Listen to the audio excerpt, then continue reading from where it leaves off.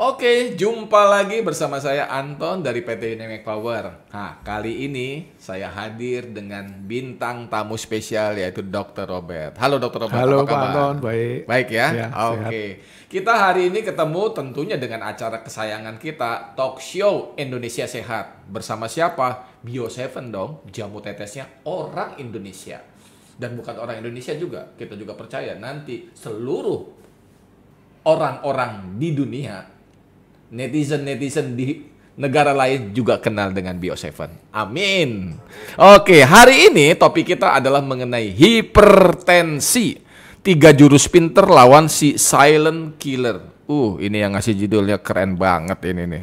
Nah, saya tadi barusan googling, ternyata hipertensi ini, waduh, top ranking ini dokter. Ya. Ini gila banget ini. Berarti ini boleh dibilang ini mother of all disease ini. Jadi ibunya dari segala macam penyakit, termasuk dari diabetes juga nih, gitu. Jadi ini pemicu dan juga ini berada di salah satu organ ataupun area transportasi yang setiap saat ini bekerja terus menerus. Ya, Bagaimana dok ini ceritanya hipertensi bisa jadi penyakit yang mematikan nomor 1 di Indonesia? Di Amerika itu ada penelitian juga tuh, Enhanced riset itu, sepertiga pria dewasa di Amerika itu menderita hipertensi. Sepertiga. Memang kalau Indonesia mungkin nggak sampai ya, tapi kalau Bapak ke Amerika tuh lihat orang yang berbadan lebar, yang jumbo-jumbo banyak sekali. Ya itu salah satu kan, sepertiga tuh mereka hipertensi. Terus di WHO bilang pembunuh nomor 1 manusia yang menimbulkan kematian prematur itu maksudnya mati sebelum saatnya gitu. Jadi misalnya orang matinya umur 65 ke atas biasanya, ini umur 40 udah mati, umur 30 itu hipertensi nomor 1 Pak. Sampai sekarang kalau nggak salah ya. Iya. Tapi saya baca ini 2015 ya. Iya. Coba nanti pemirsa kalau sempet googling dah. Itu nomor 1 pembunuh itu. Dan masalahnya lagi 46% penderita hipertensi itu tidak menyadarin kalau dia dirinya ada hipertensi. Oh, ini dia biang keroknya nih, karena nggak sadar dan tidak merasa gitu ya. Dan karena yang diserang itu kalau hipertensi itu kan organ vital semua. Contoh jantung nih, jantung macet ya, mati mendadak. Makanya banyak kasus orang mati mendadak. Ya, di kantor saya juga ada 3 Pak. Jadi, aduh itu mati mendadak. Setelah dicek ternyata beliaunya penderita hipertensi. Tensinya tinggi, jantungnya rusak, membesar, terus henti jantung. Kalau enggak, stroke, ya kan? Stroke itu kan juga mendadak kan? Enggak ada orang bilang, kayaknya gua mau stroke nih. Enggak ya, bangun tidur, tahu-tahu lo kok nggak bisa gerak nih. Nah, terus gagal ginjal. Gagal ginjal tuh sebetulnya menjengkelkannya gini. Pada waktu terjadi kerusakan ginjal, sebelum sampai terminal, orang nggak ngerasain apa-apa, Pak. Kreatin ini udah naik, urium udah naik, kalau dia belum kerasa Pak. Nanti begitu sudah sampai ambang kreatinin dan uriumnya itu tinggi sekali, meracunin badan kita, baru timbul yang namanya mual-mual lah, sakit kepala, nggak ada nafsu makan, lemes, itu udah telat. Jadi hipertensi itu mana silent killernya karena itu. Ini yang saya juga tanda petik gemas dan juga pemahaman orang tentang hipertensi itu yang masih menyederhanakan. Ya. Dianggapnya kelebihan makan garam. Nanti saya terangin nih sebabnya. Nah ini loh. Jadi yang jangan ini ya garam gitu. Padahal ada banyak yang menjadi pemicu terjadinya hipertensi. Gitu loh. Kok orang enak banget gitu ya. Hanya menghindari makan garam terus berharap tidak akan terjadi hipertensi. Jadi problem hipertensi itu kan ini. Dia tuh benar-benar silent, nggak kerasa kita kalau tensi tinggi. Kecuali sudah sampai 200 tuh baru kerasa agak pusing dikit. Karena saya pernah tante saya tensinya 225 nggak kerasa Pak, oke-oke aja.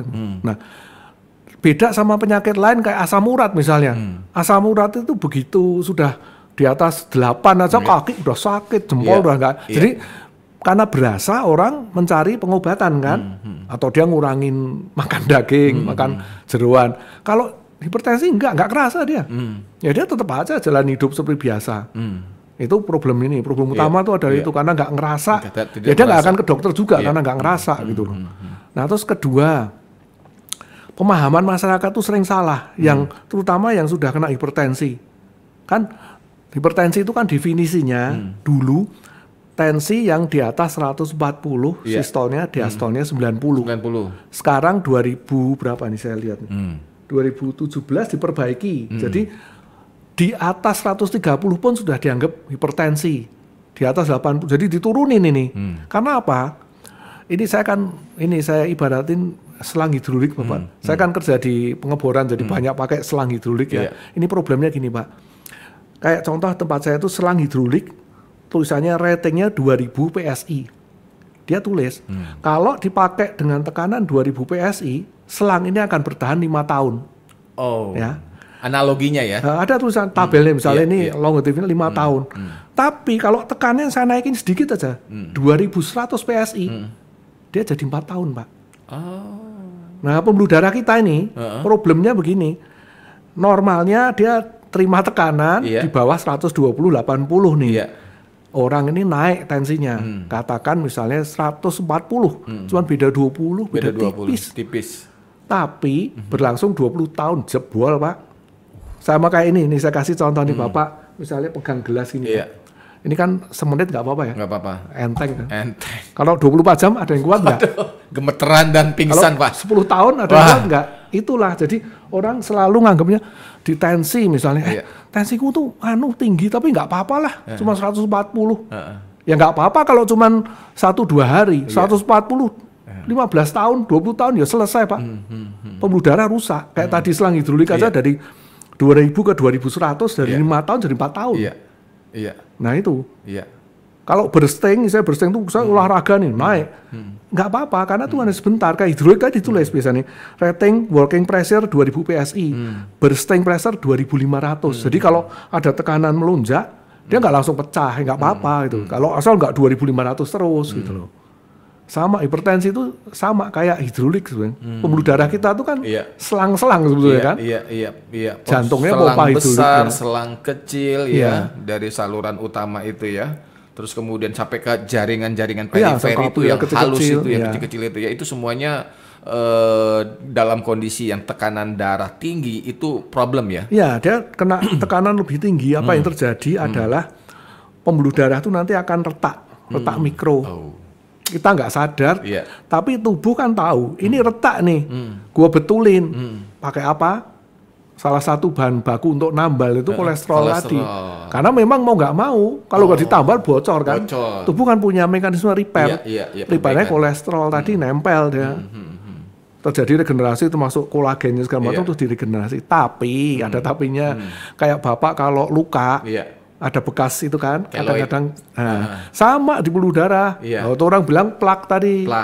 Orang mikir plak disogrok bisa, nggak bisa tuh plak tuh permanen nempel. Jadi orang kadang salah kan, biarin ntar kalau saya hipertensi keluar plak itu bisa hilang, nggak bisa loh itu. Permanen. Makanya ada orang misalnya sudah kena stroke nih, karena itu kan banyak plak sumbatan. Seumur hidup dia harus minum pengencer darah kan. Karena itu dia sudah pembuluh darahnya udah bergelombang darah tuh turbulensi, dia gampang jendel kan karena terjadi turbulensi nyumbat pembuluh darah otak. Nah itu hipertensi kayak gitu. Jadi orang semua ternyata nyepelein, Pak. Cuman beda dikit kok, gua cuma 140 kok, 150. Nggak apa-apa lah. Padahal targetnya sudah jelas. Pokoknya harus di bawah 140, 90. Syukur-syukur kalau ikut yang baru malah harus di bawah 130, 80. Itu harga mati. Nah, para orang-orang ini pada nggak tahu, banyak kan udah telat. Tahu-tahu jadilah stroke. Atau karena dia tekanan tinggi, jantung kan mompa berat ya.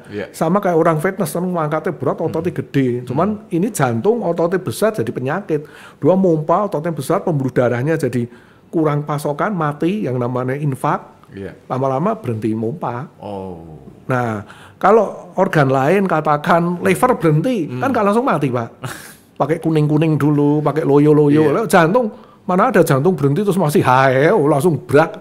Selesai. Otak nih, komputernya, stroke, mana bisa, agak nggak enak ya ini. Nggak langsung kan pagi-pagi bangun, nggak bisa gerak nih, udah stroke gitu.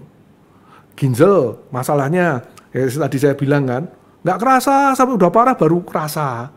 Jadi makanya terus dikatakan silent killer karena itu. Iya, iya, iya. Nah, kira-kira ini penyebabnya ini? Hipertensi ada dua Pak, secara medis ya. Esensial sama non esensial. Nah, itu bedanya Esensial apa tuh dari sononya kasarnya. Bawaan. Jadi settingnya kan badan tuh punya setting kayak termostat Pak, regulasi tekanan. Itu bawaan dia sudah settingnya tinggi. Kalau non esensial itu berarti karena ada penyakit, variabel, gangguan ginjal, gangguan hormon aldosteron, terus tumor di pituitary itu kelenjar di otak yang produksi. Nah, pokoknya ada penyebabnya. Itu dikatakan non esensial. Kalau esensial itu memang sudah dari sononya. Nah, pada orang yang esensial tadi itu diperparah oleh obesitas. Itu menambah ini. Terus gaya hidup yang tadi makan yang garamnya banyak. Nanti saya terangi sebelum garam ada triknya Pak. Makan garam banyak, kurangin garam, ya tapi nggak enak gitu loh. Nah, selalu gitu kan. Terus nggak mau olahraga, nggak mau ngapain ya sudah santai aja. Di Amerika tuh parah Pak, kalau Bapak lihat di supermarket, ibu-ibu gede udah kayak gentong. Jalannya pakai apa tuh yang kayak motor listrik tuh. Iya. Nggak mau jalan mereka. Udah gitu aja, keenaan gitu. Karena di sana disediakan gitu. Untung Indonesia belum ya. Amit-amit jangan sampai ya di Indonesia. Nah itu kayak gitu, kayak hidup ya. Terus ini ya merokok pasti itu ya, merokok, minum minuman keras berlebihan ya, itu pasti. Terus ini zat-zat yang merusak pembuluh darah. Radikal bebas. Ya, tadi selangnya sudah kena tekanan darah tinggi, selangnya jelek lagi, ya gampang retak kan? Nah itu logikanya kayak gitu. Oh iya. Oke, jadi nah sekarang kalau dari hipertensi ini yang tadi sudah terjadi sekian lama, ya 10 tahun, 15 tahun, itu bisa memicu terjadinya kerusakan dan apa yang organ-organ yang bisa jadi target yang dirusak oleh hipertensi itu kan satu jantung ya, pompanya nih, terus otak karena itu pembuluh darah di otak itu kecil-kecil, lembut-lembut, itu dirusak kan. Secara langsung tuh otaknya pembuluh darah pecah, stroke perdarahan, atau secara tidak langsung pembuluh darah yang pada tadi retak-retak tadi menimbulkan benjol-benjolan di dinding, turbulensi. Darahnya gumpal kan kalau di kocak-kocak waktu lewat, gumpalan ini naik jadi stroke sumbatan, orang bilang itu kan ischemic stroke gitu. Nah, itu karena turbulensi. Terus ginjal, terus mata buta. Karena tekanan darah tinggi itu pembuluh darah mata itu udah keras semua. Kalau dilihat pakai alat ya, itu nanti kelihatan akan keras sekali, terus banyak jaringan retina pada mati. Itu yang tekanan bola mata itu? Bukan, kalau bola mata glaukom ya, ini retinopati. Jadi retinanya rusak karena tekanan darah tinggi. Tekanan darah tinggi. Ya. Retinopati. Terus ini gangguan pembuluh darah perifer, tapi biasanya emang jarang ya. Itu kalau udah parah itu bahkan sampai harus di ini loh Pak, di stand tuh dikasih selubung karena pembuluh darahnya rusak total. Saya punya saudara ada yang begitu. Tapi ya bandel memang. Nah, ini garam nih contohnya. Kan orang selalu kurangin garam. Sebetulnya gini Pak, kalau kita tetap kepengen asin, itu boleh. Tapi garamnya gantilah dengan garam untuk hipertensi. Oh, yang non-sodium itu? Ya, itu kan isinya kalium sebetulnya. Nah, kalium itu sifatnya justru menurunkan tensi. Kaliumnya. Jadi kalau pengen asin ya silakan ya. Tapi kalium jangan kebanyakan juga. Karena kalau makan kaliumnya banyak, beban ginjal juga. Jadi ya sedang-sedang. Tapi orang hipertensi itu sebenarnya bisa happy makan. Nggak suruh makan tawar semua.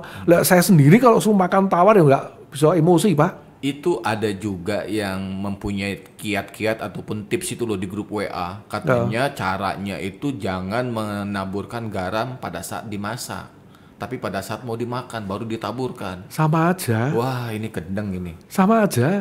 Sama aja. Karena kalau pas masak nanti kita tuh itu teroksidasi katanya. Enggak, garam enggak, NaCl enggak. Itu ceritanya lain. Kalau garam ditaburkan pada saat makan itu sebetulnya yodiumnya yang kita mau asupan yodiumnya biar bagus karena yodium kalau kena panas tinggi kan dia nguap iod itu. Nah, kalau saat makan ditabur itu memang yodiumnya enggak lebih tinggi. Yodiumnya kan enggak hilang kena panas. Kedua bisa adjust. Kan bisa aja tuh yang tukang masaknya udah kebelet merit kan, masaknya katanya asin-asin kan. Kita bisa menyesuaikan lah dengan tes jadi kita sebenarnya ya. tabur itu untuk adjust gitu loh. Iya. Oke, gimana waktunya sudah oke? Baik, kita akan kembali lagi ya setelah pesan-pesan yang berikut ini. Jangan kemana-mana karena kita masih nyambung dan masih seru dengan hipertensinya. Anda memiliki gangguan paru-paru, punya keluhan dengan biom Anda, hipertensi yang tidak terkontrol, atau ingin memiliki daya tahan tubuh yang kuat untuk terhindar dari COVID-19. Sekarang, tidak perlu khawatir. Ada Bio7. Bio7 adalah jamu tetes herbal yang terbuat dari bahan herbal dan rempah yang diproses secara fermentasi. Bio7 memiliki kandungan yang bermanfaat untuk tubuh Anda. Di antaranya, kulit manggis untuk melawan radikal bebas penyebab kanker. Batang tebu memiliki khasiat merawat kulit dan meningkatkan kekebalan tubuh.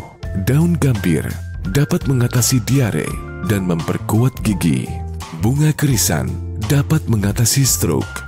Temulawak dapat menetralkan racun. Dan jintan hitam berkhasiat mengatasi penyakit asma. Minum jamu tetes herbal Bio7 2 kali sehari sebanyak 15 tetes. Diteteskan di air putih 200 ml. Bio7, jamu tetesnya orang Indonesia. Oke, kita nyambung lagi dengan obrolan kita bersama dengan Bio7 produknya. Oke, sebelum kita nyambung lagi, Dok, kita minum dulu nih, Dok, Bio7-nya nih, Dok. Gitu loh, Dok. Iya, mestinya ditetesin, tapi saya kadang-kadang suka nggak sabar gitu loh, ya kan. Oke, ini baiknya diminum dalam kondisi perut kosong karena fermentasi. Ya, wah ini keren banget ini, Dok. Silakan, Dok. Oke, Dok. Oke, Dok, kita toast dulu, Dok. Iya.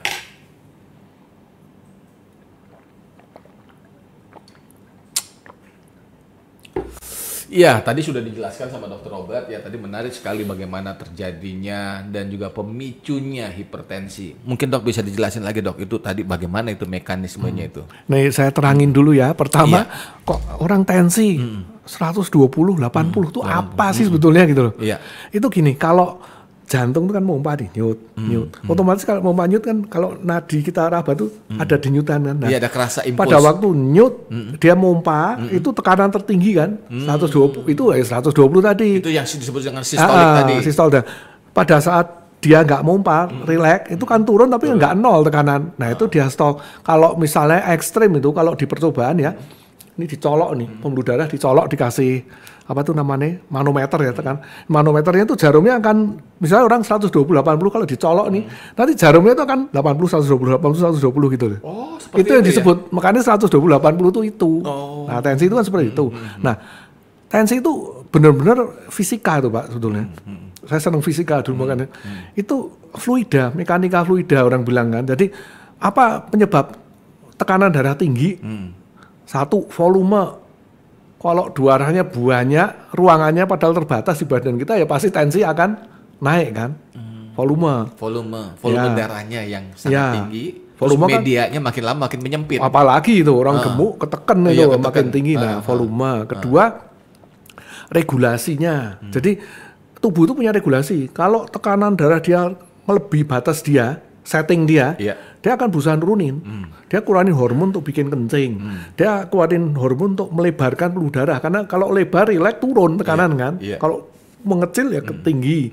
Dia akan kasih kode kita nggak seneng minum. Kan kalau tensi turun, sebaliknya dia akan kerasa haus, pengen makan asin, pengen macam-macam itu. Itu sebetulnya badan kita tuh cerdas gitu. Nah, tensi ini kan karena seperti itu full mekanika, dari pembuluh darahnya ini masalah banyak kan tuh apa di pembuluh darahnya. Kalau jantung selama dia pompanya normal ya sebenarnya nggak banyak masalah. Yang banyak masalah adalah volume sama pembuluh darah. Makanya obat-obat tensi, dokter biasanya targetnya juga volume pembuluh darah itu akan dia bikin lebar kayak amlodipin segala macam, itu kan start pertama biasanya dikasih itu ya. Nah, itu dilebarin pembuluh darah. Kalau dilebarin gagal nih, kasih ACE inhibitor supaya cairannya dibuang lewat ginjal. Itu masih gagal, tambah lagi diuretik supaya digembosin cairan lewat ginjal, kurangin. Masih gagal lagi, pompanya di rem, jantung beta blocker orang bilang tuh, pompanya dipelanin. Itu kerja di kedokteran mekanisme nanganin hipertensi seperti itu. Nah, kalau kita mau nurunin, itu kan banyak cara, Pak. Salah satu itu berat badan. Ini saya punya tabelnya nih, Pak. Saya bacain ya. Kalau berat badan itu diturunin per 10 kilo, tekanan darah akan turun 5 sampai 20 mm Hg per 10 kilo. Dahsyat ya. Ya, karena tuh ya itu faktor tadi kan. Lemak-lemaknya gencat, pembuluh darahnya gimana nggak tinggi kan. Satu itu, terus orang gemuk itu cenderung inflammatory terus statusnya kan, inflammatory state. Nah, malah nih Pak, penelitian ini di Current Medical Diagnostic tuh ya, kalau garam kurangin itu turunin cuma 2-8 mm Hg. Nggak banyak ya? Nggak banyak, karena banyak, ya? Badan punya regulasi Pak. Dia autoregulasi itu, kalau kebanyakan natrium, garam, buang lewat kencing dia. Nah, terus ada lagi diet. Diet itu bisa nurunin 8-14. Nah, ini besar. Lumayan ini. Kan? Lumayan. Olahraga itu lumayan juga. Lumayan. 6-9. Iya. Nah, kurangi alkohol kecil juga. Nah, cuman memang kecil-kecil ini tadi kalau dikumpulin kan banyak. Coba Bapak jumlah itu. Misalnya orangnya itu ya nurunin berat badan, ya olahraga, ya ngurangin garam, ya turunnya banyak. Nah, itu pendekatan harusnya kalau di kedokteran itu memang begitu. Jadi pasien itu akan diusahakan turun tanpa obat dulu. Tapi pasien ini kan bandelnya cilaka bener Pak. Susu turun udah badan. Wah ya nggak turun juga. Dan makanya kadang-kadang dokter jadi ya udahlah. Ini sudah nggak mau, ya sudah gue bantu pakai obat gitu loh. Ya memang obat hipertensi kalau Bapak lihat semua tulisannya apa di labelnya itu harus dengan resep dokter kan. Iya. Karena apa? Ada efeknya semua. Makanya hanya dokter yang boleh ngasih obat itu. Kalau udah ada harus dengan resep dokter tuh tujuannya bukan orang mikir biar dokternya laris. Kagak, karena obat ini nggak boleh sembarangan diminum oleh orang awam tanpa pengawasan dokter. Efeknya macam-macam gitu loh. Jadi nggak pernah ada obat hipertensi nggak ada tulisannya obat bebas hijau, nggak mungkin karena itu selalu dia punya efek samping. Makanya hanya dokter yang boleh resepin gitu. Nah, kita dari sisi yang kalau para pemirsa kan misalnya non medis, apa yang bisa dilakukan? Ya melakukan tadi kan, hidup sehat, tekanan ya kurangin garam, terus apa? Nah hidup lemaknya dikurangin, olahraga, jangan ngerokok, minum keras gitu kan. Nah, terus perbaikilah ini. Antioksidan, antiinflamasi, karena itu bersifat tidak langsung bikin pembuluh darah ini kan kayak tadi, kalau pembuluh darahnya keras jelek ya, tekanan akan tinggi Pak. Dia nggak waktu kena tekanan tadi dia nggak bisa melar kan, elastisitasnya ini. Yang rusak kan radikal bebas, inflamasi yang kronis terus menerus. Nah itu kita bisa mencegah dengan itu kan banyak. Herbal alami itu ada sifat-sifat itu, hampir semua rata-rata punya sifat antioksidan, inflamasi. Nah, salah satunya ini Bio7. Ini yang dia herbalnya mudah diserap karena apa? Dia ada fermentasi kan, Pak. Proses fermentasi itu memotong zat-zat yang membuat penyerapan jadi susah. Dia potong nih, sama kayak yang pernah saya singgung dulu kan. Bapak makan kedelai rebus sama tempe gizinya banyak mana? Kenapa tempe? Karena itu ada fermentasi oleh jamur-jamur tadi. Jamur-jamur. Ini sama. Terus zat-zat berbahaya kan tumbuhan itu nggak semua ada zat bergunanya. Ada yang berbahaya juga. Itu dirusak oleh fermentasi. Jadi lebih aman. Penyerapan lebih bagus, dia lebih aman gitu loh. Nah ini yang membedakan dengan kalau herbal bikin sendiri nih. Dan kalau bukan ekstrak gini, Bapak ruwet itu temulawak 2 kilo, Bapak blender, diperes, wah susah juga kan. Betul. Alang-alang misalnya. Nah ini di Bio7 kan ada Imprata ini. Imprata ini kan sifatnya diuretik. Bikin banyak kencing. Tadi volumenya digembosin. Akar alang-alang. Iya. Dan dia antiinflamasi kan, makanya orang dulu juga. kalau demam kasih akar alang-alang, sakit tenggorokan, Iya. inflamasinya turun ya kerusakan diharapkan berkurang.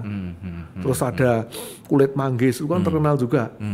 Dia antioksidannya super tinggi kulit manggis Iya, itu. Samtom. Iya.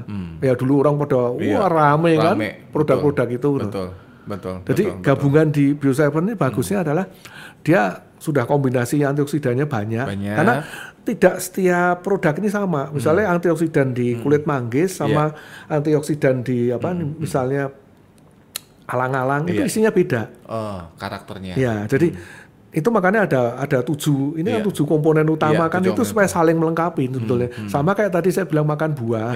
Jangan makan pepaya terus gitu kan. Banyak makanya itu karena itu harus variasi. Harus variasi. Karena antioksidannya beda-beda, antiinflamasinya beda-beda, targetnya beda-beda. Kali ini yang ngejelasin Bio7-nya dokter loh ya Bapak Ibu ya. Dan tadi juga dokter sudah jelasin tuh bagaimana peranan antioksidan ataupun masing-masing zat. Kenapa di Bio7 itu terdiri dari belasan bahan baku herbal dan bagaimana cara kerjanya masing-masing. Ternyata semuanya itu seperti saling melengkapi ya dok. Ya, jadi sebagai macam-macam itu antioksidan, antiinflamasi ya, sebagai komponen-komponen zat aktif lainnya gitu loh. Oke, jadi secara teknis dan secara teori hipertensi bisa disembuhkan nggak dok? Kalau yang esensial itu hanya bisa dikontrol, mendekati normal, dikontrol dengan cara gini. Memang settingnya udah tinggi nih, tapi jangan diperparah gitu loh, ya kan? Ya olahraga, ya ini. Tapi tetap memang kalau hipertensi ya itu tetap kita harus ke dokter. Karena satu untuk kontrol tensinya berapa, terus kedua untuk penanganan kalau misalnya tidak bisa turun juga ya tetap obat harus. Itu mutlak memang dan memang obat hipertensi tetap itu jangan ngobatin sendiri, harus ke dokter.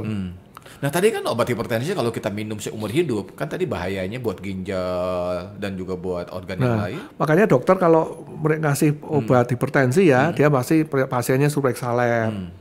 Fungsi ginjalnya oke enggak, fungsi liver oke enggak. Terus dia akan mix and match. Dalam artian kalau dosisnya ini udah nggak bisa, nggak cuman melulu, oh dulunya 5 mili, nggak turun tensinya kasih 10 enggak dia. Dia akan mix, misalnya ini kasih obat lain juga supaya efek racunnya itu nggak banyak. Nah, yang penyakit orang sini tanya, misalnya Bapak hipertensi nih, saya cuma nanya Pak Anton, obatmu apa? Saya kopi ya, nggak boleh. Nah itu Individu dianggap sama rata. Nggak boleh, padahal itu individu beda-beda. Jadi jangan pernah pemirsa nih kalau ngobatin hipertensi pakai obat-obat paten nih ya, jangan ngobatin sendiri. Wah itu padahal kejadian banget tuh dok. Nggak boleh itu. Ke apotek karena merasa nyambung. Iya, atau tanya kan? lu dikasih obat apa ini? Terus niru aja udah. Banyak itu. Saya kadang-kadang tanya loh, kamu minum ini dokter mana sih? Saya kan lihat kadang-kadang ada temen tanya nih. Aku hipertensi nih, minum amlodipin itu udah sampai 10 mili kok nggak turun. Lah aku bingung, kok iki ya sorry ya amit-amit, iki dokternya kok goblok banget sih nggak sih? Kamu dokternya saya bikin apa? Enggak, gue ngobatin sendiri. Nah kan saya begitu. Soalnya kalau yang dokter normal nggak akan begitu gitu loh. Nah makanya tetap harus ke dokter. Terus anjuran saya kedua tuh, kalau memang Anda itu ada hipertensi ya, invest sedikit lah beli alat pengukur tekanan darah. Karena itu harganya kan nggak sampai 1 juta. Murah. Handphone kita aja sudah 1 juta. Jadi tolonglah. Itu katakan yang 600.000 aja tuh dipakai 10 tahun juga nggak rusak Pak. Setahun 60.000. Itu kalau udah ada hipertensi, tolong punya alat itu sehingga kita bisa kontrol tekanan darah gitu. Karena tensi itu kadang-kadang melonjak normal. Nggak terkontrol, cuman ke dokter ya aja perginya mungkin setahun sekali, ya udah. Nggak ada yang kontrol gitu loh. Nanti dokternya datang, loh kok tensinya udah 200? Wah, udah repot kan gitu. Ya itu anjuran saya, tolonglah beli alat itu. Nah ngukurnya juga perlu saya ajarin apa enggak nih cara idealnya. Jadi kalau ngukur tensi itu posisi yang standar itu adalah duduk. Jangan berbaring. Kalau berbaring itu turun Pak, pasti rendah, menghibur diri itu. Tiduran, udah kok tensi gua. Karena standar WHO itu diukurnya dari orang duduk dan diam dulu paling enggak 5 menit. Jangan habis naik tangga atau habis kejar debt collector tensi naik tensi atau habis marah-marah sama anak buah. Nah, tunggu dulu 5 menit, relax, baru diukur. Nah, ukurnya itu juga masang bandnya itu harus bener di lengan ini. Harus ketat, jangan longgar. Lengan ini sebaiknya itu apa? Bajunya tuh diangkat ya. Karena baju kalau tebel nanti ganggu tensinya kebaca rendah nanti. Nah, pasang itu diukur. Kalau diukur tinggi, tunggu lagi. Diulang sampai 3 kali. Oh, buat memastikan angka mediannya ini. Iya, karena kadang-kadang lagi diukur kepikir, aduh utang gua ini belum gua bayar, naik tensi Pak.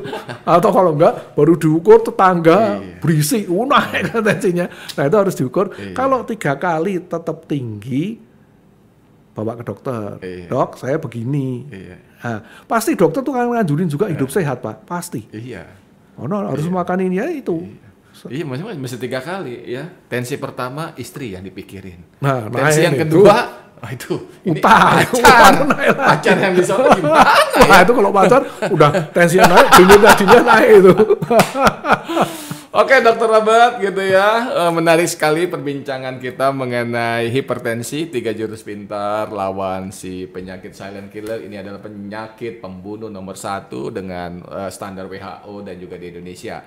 Ya, mudah-mudahan kita semakin dicerdaskan, dicerahkan, dan semakin lebih memahami bagaimana sih cara kerjanya dari pembuluh darah kita, ya, dan bagaimana sih hipertensi itu bisa terjadi, ya. Menarik sekali dengan apa yang tadi sudah dijelaskan secara gamblang dan dengan bahasa yang sederhana, dan ini mudah-mudahan jadi pembelajaran buat kita semua.